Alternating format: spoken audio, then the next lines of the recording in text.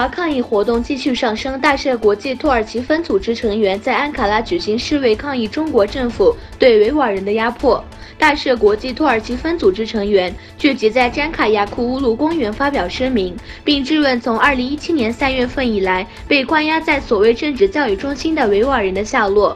今天，土耳其好党伊斯坦布尔组织成员正在举行游行，抗议中国在东突厥斯坦的镇压行动。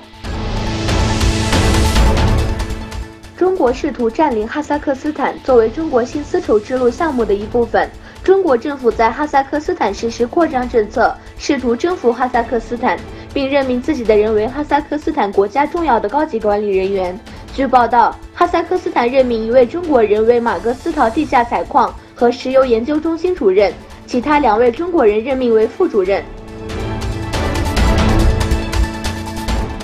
维吾尔小女孩回应中国攻击，专门进行亲中国宣传和恶意黑行为的2个推特账户，推特名分别为埃尔肯奥江和中国事实，攻击了维吾尔小女孩。面对中国的这种态度，维吾尔小女孩在推特上发表声明说：“我是来自东突厥斯坦的维吾尔人，没有人强迫我戴头巾。再说，我并不是恐怖分子。”中国对沙特阿拉伯的全力支持。中国国家主席习近平在 G20 峰会上会见了沙特阿拉伯王储穆罕默德本·塞尔曼，并表示他的国家支持沙特阿拉伯的经济多样性和社会改革。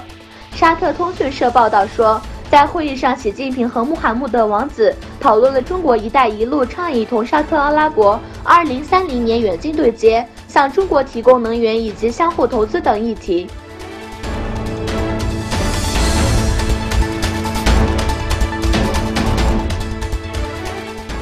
成千上万的人抗议 G20 国家，南美国家阿根廷的数万人举行了反 G20 领导人峰会示威活动。抗议者在布宜诺斯艾利斯7.9街开始游行，并聚集在阿根廷国民大会位于的广场上。活动人士抗议毛里西奥·马克里总统的政策，以及在该国陷入经济危机时为 G20 领导人峰会所做的开支。